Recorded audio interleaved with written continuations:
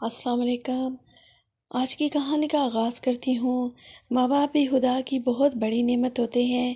ان جیسا پیار، لاڈ اور خلوص دنیا جہاں میں کسی اور سے نہیں ملتا۔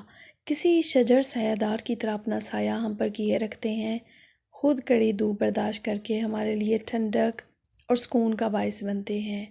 مگر یہی ماں باپ جب دنیا سے چلے جاتے ہیں تو اولاد کی زندگی میں ایک ایسا خلا چھوڑ جاتے ہیں جیسے کبھی بھی کوئی بھی پر نہیں کر سکتا۔ ان کے جانے کے بعد احساس ہوتا ہے کہ زندگی کس کا نام ہے، کس قدر اذیتیں زندگی دیتی ہے اور مبتلائے آزمائش رکھتی ہے۔ میرا نام بانو ہے۔ ماں باپ کی وفات پا جانے کے بعد میں اپنے اکلوتے بھائی کے پاس رہتی تھی۔ بھائی تو محافظ ہوتے ہیں، بہنوں کا مان رکھتے ہیں، لیکن اپنے بھائی کی ان ساری شفقتوں اور محبت سے محروم رہی۔ میرا بھائی ہمیشہ بھابھی کی بات مانتا تھا، خواہ غلط ہی کیوں نہ ہوتی تھی، اور ہر بار کسی معاملہ پر جب مجھے غلط ٹھہرایا جاتا تو ہم مجھ سے بھائی کے رشتے سے جڑے سارے مان ٹوٹ جاتے تھے۔ بھائی ہمیشہ بھابھی کی زبان بولتا تھا، نئے رشتے بن جائیں تو پرانے رشتے بوجھ لگنے لگتے ہیں۔ میں بھی بوجھ بن کر رہ گئی تھی۔ بھابھی مجھے بھائی کے سامنے مارتی پیٹتی، تب بھی وہ کچھ نہیں کہتا تھا۔ ایسا لگتا تھا کہ بانو کی ہی غلطی ہوگی،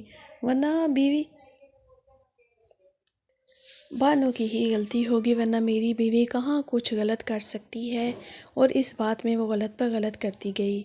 اسی طرح کی چھوٹ مل جائے تو انسان سرکش مزاج ہو جاتا ہے۔ جب میں جوان ہوئی تو ان کے گھر کا سارا کام میرے ذمہ تھا۔ بھابھی تو سارا دن فون سے کان لگائے پتہ نہیں کس سے باتیں کرتی رہتی، میں کڑی دھوپ میں کام کرتی رہتی۔ کبھی کبھی تو میں سسک کر رو دیتی کیونکہ زندگی بہت اذیت دینے لگی تھی۔ ماں باپ کا ہونا کیا تھا، اس بات کا شدت سے احساس ہوتا تھا۔ بھائی نے 1-2 مرتبہ میری شادی کی بات کی، مگر بھابھی ہر بار ٹال کر کہہ جاتی کہ ابھی تو بانو بچی ہے، یہ گھر سنبھالا نہیں جاتا تو کہاں شادی کے بعد سسرال کو سنبھال سکے گی۔ بھائی اس کی بات پر سارے لاتے اور خاموش ہو جاتے۔ یوں ہر بار بھابھی ایسی کوئی بات کر دیتی تھی۔ بھائی نے مجھے کبھی بھی بھائیوں والا پیار یا مان نہیں دیا تھا۔ انہیں تو بھول چکا تھا کہ میری کوئی بہن بھی ہے، اس کی بھی کچھ ذمہ داریاں مجھ پر عائد ہیں۔ ایک دن مجھ سے کچن کی صفائی کرتے وقت 2 شیشے کے گلاس ٹوٹ گئے۔ اس دن اس عورت نے مجھے بہت پیٹا۔ اگلے روز بھائی کے سامنے اتنا ڈرامہ کیا کہ بھائی نے میرا روتا چہرہ بھی نہ دیکھا، میری کسی بات کا یقین نہ کیا، مجھے ڈانٹ کر کام پر چلے گئے۔ میرا پل پل اذیت میں گزر رہا تھا۔ اس واقعے کو ہفتہ ہو گیا تھا جب میں صحن میں بیٹھی گندم صاف کر رہی تھی۔ اوپر سے گرمی بہت زیادہ تھی، مگر بھابھی کا کام مجھے ہر حال میں کرنا ہی ہوتا تھا، وگرنہ میرے خلاف کوئی نیا محاذ کھڑا کرنے میں دیر نہ لگاتی۔ کام کے دوران باہر ایک آئس کریم بیچنے والا آیا، جس کی آواز سن کر میرا دل آئس کریم کھانے کو للچا اٹھا۔ میں نے چپکے سے اندر دیکھا تو بھابھی سو رہی تھی۔ چپ چاپ تھوڑی سی گندم ایک برتن میں ڈالی اور گندم کے پتلے آئس کریم کھید کر کھا لی۔ وہ پھیری والا جوان تھا اور خوبصورت بھی تھا۔ میں نے سوچ لیا تھا اس گھر میں رہنا ہے تو تھوڑی بہت چالاکی، جھوٹ اور مکاری سے کام لینا ہوگا۔ جب زیادتیاں اور ظلم حد سے بڑھ جاتے ہیں تو انسان کو سرکش بنا دیتے ہیں۔ آئے روز کا جھگڑا اور مار پیٹ نے مجھے سرکش بنا دیا تھا۔ میں بھی اس گھر سے رہائی چاہتی تھی۔ میں نے ایک پرانے سے تھیلے میں کچھ گندم چھپا کر رکھ دی۔ اب روز دوپہر کو چھپ کر آئس کریم کھاتی۔ آہستہ آہستہ میری اس پھیری والے سے واقفیت بڑھتی چلی گئی اور ہم میں دوستی ہو گئی۔ شاید میں ایسا کبھی نہ کرتی، مگر جتنی قید تھی اور اذیت ناک میری زندگی کو بنا دیا گیا تھا، کہیں نہ کہیں تو مجھے فرار حاصل کرنا تھا۔ اب میں اس آئس کریم والے جس کا نام حنین تھا، اس کے متعلق ہی سوچتی رہتی۔ دنیا کے لیے پھیری لگاتا ہوگا، مگر میرے لیے وہ کسی شہزادے سے کام نہیں تھا۔ حنین کے والدین حیات نہیں تھے۔ ایک بہن تھی جو میری جتنی تھی، اسے مجھ سے شادی پر کوئی اعتراض نہیں تھا، جبکہ میرے پاس رکاوٹ اور اعتراض دونوں ہی بھائی اور بھابھی کی شکل میں موجود تھے۔ میں چاہ کر بھی انہیں اس کے لیے قائل نہ کر پاتی۔ میں نے گھر سے بھاگنے کا فیصلہ کر لیا۔ بھائی اور بھابھی جو ہے وہ ایک شادی پہ گئے ہوئے تھے اور میں گھر پر اکیلی تھی۔ ان کے جانے کے بعد اپنے 2-4 جوڑے میں نے ایک بیگ میں ڈالے۔ اماں میرے لیے سونے کی 2 چوڑیاں چھوڑ کر گئی تھیں، وہاں سے چوڑیاں اٹھائیں اور باقی کچھ ضرورت کا سامان اٹھایا اور حنین کے ساتھ فرار ہو گئی۔ تقریباً 1 گھنٹے کے بعد ہم ایک چھوٹے سے گھر میں پہنچے۔ حنین کی بہن کا نام سعدیہ تھا۔ وہ مجھ سے مل کر بہت خوش ہوئی۔ میرے آنے سے پہلے ہی مزیدار سا کھانا تیار کر کے بیٹھی تھی۔ کھانا کھانے کے بعد ہم تینوں عدالت پہنچ گئے۔ اگلے 2 گھنٹوں میں ہمارا نکاح ہو چکا تھا۔ اور بانو جس کی کوئی پہچان نہیں تھی آج اپنے شوہر کی عزت بنے سر فخر سے اٹھائی کھڑی تھی۔ میں بہت خوش تھی، میری زندگی بہت حسین ہو گئی تھی۔ سعدیہ کو میں کچھ بھی نہ کرنے دیتی اور سارا کام اپنے ہاتھوں سے کرتی، اور وہ بھی چند ہی دنوں میں میری گرویدہ ہو گئی۔ اسے پڑھنے کا بہت شوق تھا، وہ سارا دن پڑھائی کرتی رہتی۔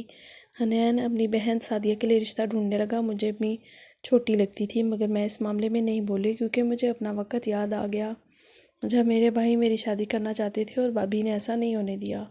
سو میں چپ کر گئی۔ اس کے امتحانات ہوتے ہی ہم نے ایک اچھی جگہ دیکھ کر سعدیہ کی شادی کر دی۔ میں اب گھر میں بالکل اکیلی ہوتی تھی، ہر وقت دل گھبراتا تھا، لیکن یہ تنہائی بھی خدا نے مجھے اپنی رحمتوں سے نواز کر ختم کر دی۔ میری 2 جڑواں بیٹیاں ہوئی تھیں۔ حنان کے تو پیر ہی زمین پر نہیں ٹک رہے تھے۔ ان کے ہاتھوں میں 2 ننھی کلیاں تھمائی گئی۔ اس خوشی میں وہ مٹھائی لینے باہر گئے تو کبھی نہ لوٹے۔ شاید یہ ان کی زندگی کی سب سے بڑی اور آخری خوشی کا دن تھا۔ ان کی عمر بس بیٹیوں کو دیکھ لینے تک ہی تھی۔ ایک تیز رفتار ٹرک انہیں کچلتا ہوا چلا گیا اور وہ اپنی آخری سانسیں سرد سڑک پر پڑے لیے رہے تھے۔ اسپتال میں ایک نرس ہمارے محلے کی بھی تھی اور مجھے اچھی طرح جانتی تھی۔ یہ خبر سن کر میرا ذہن معاف ہو گیا۔ اگلے 2 دن تک میں ہوش میں نہیں آئے۔ اس نرس نے میری دیکھ بھال کی اور میری بچیوں کو سنبھالا۔ حنان کے بعد جینا بہت مشکل تھا، مگر اس بات کی ہمت مجھے اپنی بچیوں کی جانب دیکھ کر ملتی۔ جب ان کی شکلیں دیکھتی تو ادراک ہوتا ان کے پیٹ بھی پالنے ہیں۔ حنان کے جانے کے بعد سعدیہ 2 ہفتے میرے پاس رہ کر واپس چلی گئی۔ رات میں کئی مرتبہ اٹھ کر اپنے چھوٹے سے گھر کا دروازہ دیکھتی کہ غلطی سے کھلا تو نہیں رہ گیا۔ اگر چھت پر کبھی بلیاں بھاگتی تو شور پیدا ہوتا، جس کے بعد میں پوری رات جاگتے ہوئے گزار دیتی۔ دن کے اجالے میں بھی گھر کے دروازے کو تالا لگا کر رکھتی۔ بچیاں چھوٹی تھیں، انہیں میں گھر پر چھوڑ کر کہیں نہیں جا سکتی تھی۔ اپنی ماں کی جو 2 چوڑیاں تھیں جو گھر سے بھاگنے وقت اٹھا لائی تھی، قریب ایک سنیرے کو بیچ دیں، اور وہ چوڑیاں اچھے وقتوں کی بنی ہوئی تھی جن کا مجھے اچھا خاصا معاوضہ مل گیا، جو میرے اس برے وقت کے لیے کافی تھا۔ گھر میں ضرورت کا ہر سامان تو موجود تھا ہی، بس کھانے پینے کی فکر تھی۔ سو میں ان پیسوں میں سے سارا خرچہ ہی پورا کرتی۔ اوپر سے سعدیہ بھی وقتاً فوقتاً مجھے پیسے دیتی رہتی، اور وہ پیسے لینے کا میرا دل تو نہیں کرتا تھا، مگر جب تک بچیاں بڑی نہیں ہو جاتی تب تک مجھے گھر میں رہ کر ان کا خیال رکھنا تھا۔ جب بچیاں سال بھر کی ہوئیں تو اپنی گلی میں گھر کی صفائی کرنے لگی۔ دونوں بچیوں کو صبح سوتے چھوڑ کر میں جلدی سے سارا کام کر آتی، جیسے تیسے کر کے۔ بچیاں 3 سال کو ہوئیں تو اب ہمارا خرچہ بھی بڑھ چکا تھا اور گھر بیٹھنے سے بھی گزارا نہیں تھا۔ میں نے ایک سرکاری اسکول میں میڈم کی منت کر کے آیا کا کام کرنے لگی اور وہیں اپنی بچیوں کو بھی لے جاتی۔ ابھی چونکہ وہ چھوٹی تھی، پڑھ لکھ نہیں سکتی تھی، لیکن سارا دن میری نظروں کے سامنے رہتی اور میں ان کا خیال رکھتی۔ حنان کی خواہش تھی کہ اس کے بچے بہت زیادہ پڑھیں اور خود کو اس زندگی سے نکل کر پڑھے لکھے لوگوں کی زندگی میں شامل کریں۔ میری بچیاں اب 4 سال کی ہو چکی تھی۔ ایک روز ایسے ہی اسکول میں بچوں کو سنبھال رہی تھی جب بھابھی وہاں آئیں۔ تب معلوم ہوا کہ ان کی بیٹی بھی یہیں پڑھتی ہے۔ مجھے دیکھتے ہوئے سیدھا میری طرف آئیں اور بھرے اسکول کے سامنے میرے منہ پر تھپڑ لگا کر گالیاں دینے لگیں، اور بچوں کی بریک کا وقت تھا اور پورا اسکول میری اس بے عزتی کا گواہ تھا۔ بھابھی نے صرف اس پر اکتفا نہیں کیا بلکہ میری پچھلی ساری زندگی کو وہاں کھڑے تمام بچوں کے سامنے تار تار کر دیا۔ میری بچیاں بھی انہی سے بچوں میں کھیل کود رہی تھیں۔ بھابھی کے تھپڑ لگاتے ہی میرے پاس آ گئیں۔ اس عورت نے مجھ پہ جتنے الزام لگانے تھے لگا لیا، لیکن میری بچیوں کو دیکھتے ہوئے انہیں بھی مارنے کو لپکی۔ لیکن شکر ہے کہ اس تماشے کی خبر کسی نے میڈم کو دی۔ وہ خود ہی باہر آ گئی اور مزید بڑے تماشے کو روک کر مجھے اور بھابھی کو اپنے دفتر میں بلا لیا۔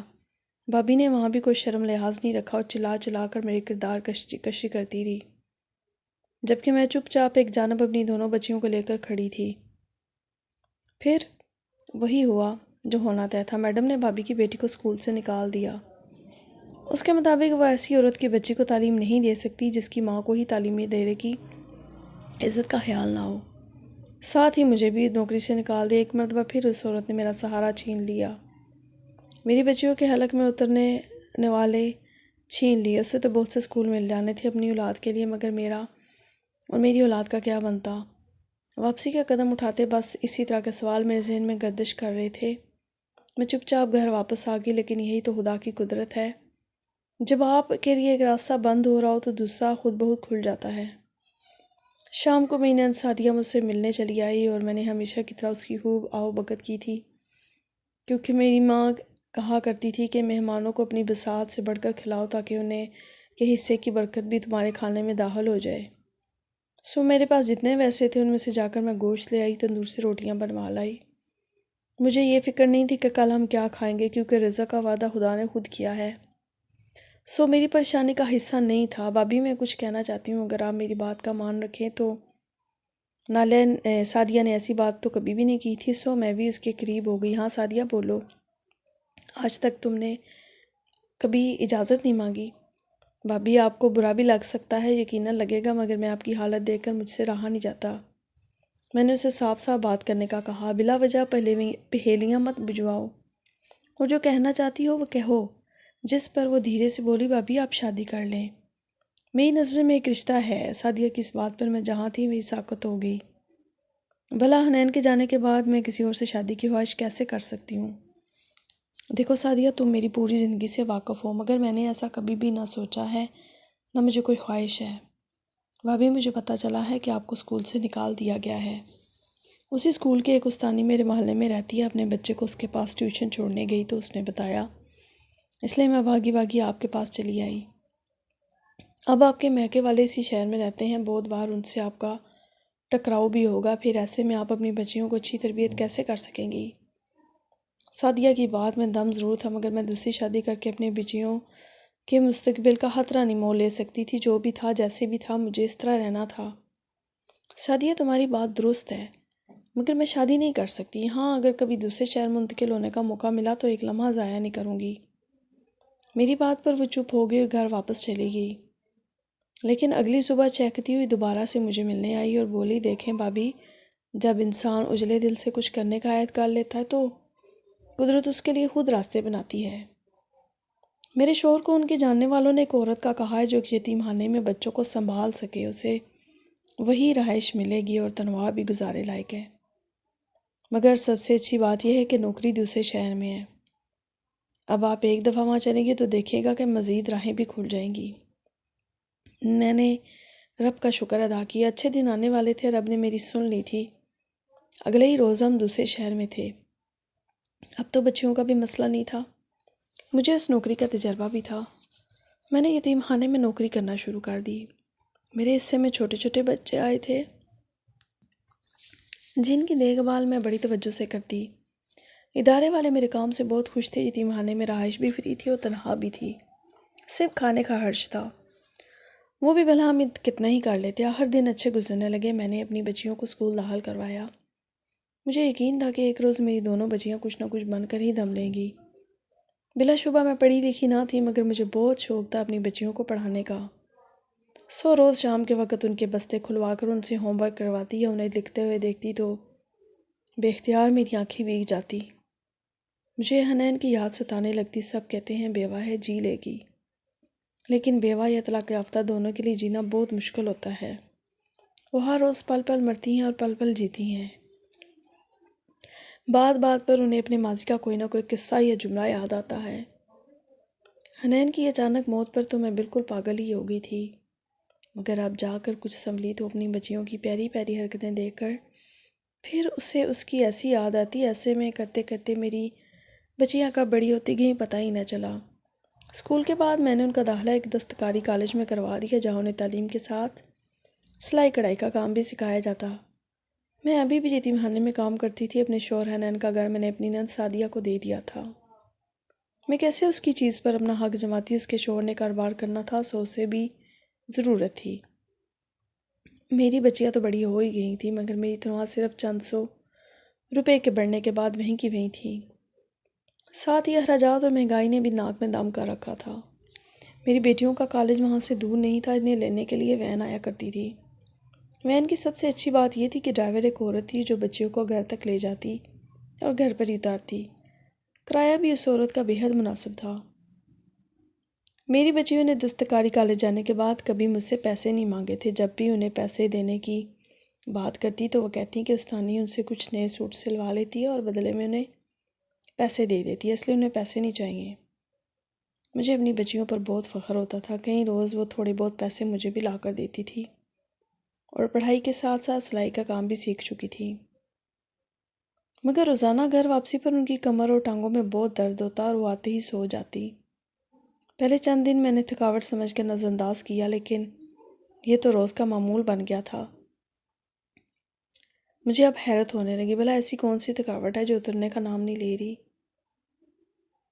میری بیٹیاں پہلے جو تھوڑا بہت کام کر لیتی تھی اب تو بالکل ہی ختم ہو گئی تھی۔ چھٹی والے دن بھی وہ سارا دن بے ہوشی کی حالت میں نیند پوری کرتی رہتی۔ اوپر سے عجب بات یہ تھی کہ مجھے کچھ بتاتی بھی نہیں تھی۔ میری دونوں بیٹیاں اب تو روزانہ مجھ سے بہت سے پیسے لانے لگی تھی۔ اب مجھے پیسوں والی بات پہ شک ہونے لگا۔ ایک دن میں ان کے کالج چلی گئی، لیکن وہاں جا کر معلوم ہوا کہ وہاں پر تو میری بیٹیاں آتی ہی نہیں ہیں۔ یہ سن کر میرے کان سائیں سائیں کرنے لگے۔ کالج نہیں جاتی تو کہاں جاتی ہیں؟ میں نے سوٹ سلائی والی بات استانی سے پوچھی تو استانی بننے لگی کہ بھلا کالج میں آئے ہوئے انہیں 3 ماہ ہوئے، ان بچیوں سے ہم نئے سوٹ کیوں سلوائیں گے اور اپنی نوکری خطرے میں کیوں ڈالیں گے؟ کوئی بھی لڑکی ایسی نہیں ہے جو 3 ماہ میں سوٹ سلائی کرنا سیکھ جائے۔ میں واپس آ گئی اور پوری رات میں جاگتی رہی۔ مجھے کسی پل بھی سکون نہیں مل رہا تھا۔ بچیوں سے میں نے کچھ نہیں پوچھا کہ شاید وہ مکر جاتی۔ میں سب کچھ اپنی آنکھوں سے خود دیکھنا چاہتی تھی۔ نہ جانے اب کس چیز کا انتظار کرتے ہیں تو وہ اتنی دور کیوں ہو جاتی ہیں۔ وہ صبح بھی بہت مشکل سے ہوتی تھی۔ میں نے بڑی بیٹی کو چھٹی کروائی کہ آج میری جگہ یتیم خانے تم جاؤ۔ میری بات پر ہچکچائی مگر پھر چلی گئی۔ میں نے اس کی جگہ نقاب اوڑھا اور چھوٹی بیٹی کو لے کر گاڑی میں آ بیٹھی، مگر اس وقت میری تو جان ہی نکل گئی جب عورت نے آدھے راستے میں وین روک کر دی اور مجھے مریم یعنی میری بڑی بیٹی سمجھ کر ایک پیالہ تھمایا۔ میں پاگلوں کی طرح اس پیالے کو دیکھ رہی تھی۔ چھوٹی بیٹی کو بھی کچھ بولنے سے منع کر رکھا تھا۔ وہ اضطرابی حالت میں بار بار انگلیاں مروڑ رہی تھی۔ وہ ڈرائیور عورت بولی، جاؤ مریم اپنا کام شروع کرو۔ ہاں کوشش کرنا آج زیادہ بھیک لے کر آنا، میں تمہارے پاس سے بھی بڑھا دوں گی۔ بس یہ بات تابوت میں آخری کیل ثابت ہوئی۔ میں نے فوراً سے نقاب پلٹ دیا۔ مجھے دیکھ کر وہ عورت تقریباً اپنی جگہ سے اچھلی پڑی۔ میرے پاس نوکیا کا چھوٹا سا موبائل تھا جسے دکھاتے ہوئے میں نے کہا، مجھے سچ سے بتاؤ ورنہ میں ابھی پولیس کو فون کر دوں گی، اور اگر میں نہ بھی کر سکی تو میری بڑی بیٹی گھر میں موجود ہے، وہ فون کر دے گی، اس لیے میں بغیر کوئی نقصان پہنچائے سب حقیقت بتاؤ۔ میری بات پر وہ چند لمحے بے چینی سے لب کاٹتی رہی مگر نہیں بولی۔ میری چھوٹی بیٹی بول اٹھی، امی عورت ہمیں ڈراتی ہے، ہمیں مارتی بھی ہے، اور کہتی ہے اگر ہم نے اس کے لیے بھیک نہ مانگی تو وہ گنڈوں کو بیچ کر آپ کو مروا دے گی، اور یہی ہمیں ہر روز تھوڑے سے پیسے بھی دیتی ہے۔ ہم دونوں کو روزانہ مختلف سگنل پر اتارتی ہے، ہم پورا دن اس کے لیے بھیک مانگتے ہیں، واپسی کے ٹائم پر ہمیں گھر چھوڑ دیتی ہے۔ سارا دن سڑک پر بھیک مانگ مانگ کر ہماری کمر اور ٹانگوں میں درد ہو جاتا ہے اور تھکاوٹ ہو جاتی ہے۔ چھوٹی بیٹی کی بات سن کر مجھ میں سکت ختم ہو گئی تھی۔ میں کچھ کر سکوں، لیکن شکر ہے اسی لمحے میں نے پولیس کو فون کیا، مگر تب تک وہ میرے بال بری طرح نوچ چکی تھی۔ دوسری جانب سے پولیس نے بھی فون اٹھایا اور چھوٹی بیٹی نے تمام صورتحال بتا دی۔ اس عورت نے جلدی سے ماں بیٹی کو گاڑی سے باہر دھکا دے کر نکالا اور گاڑی وہاں سے بھگا کر لے گئی۔